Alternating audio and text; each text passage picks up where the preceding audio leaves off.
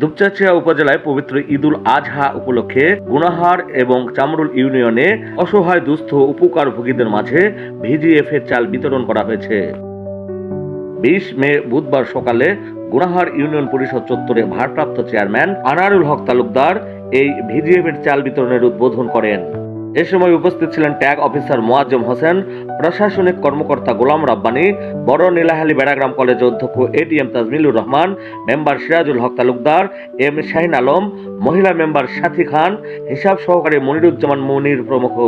গুনাহার ইউনিয়নের 9টি ওয়ার্ডের 1671 জন অসহায় দুস্থদের মাঝে জনপ্রতি 10 কেজি করে মোট 16.710 মেট্রিক টন চাল বিতরণ করা হয়।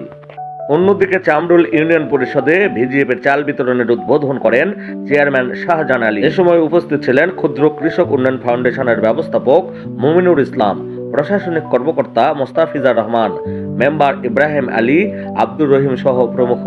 চামরুল ইউনিয়নের 9টি ওয়ার্ডের 1750 জন অসহায় দুস্থদের মাঝে জনপ্রতি 10 কেজি করে মোট 17.500 মেট্রিক টন চাল বিতরণ করা হয়।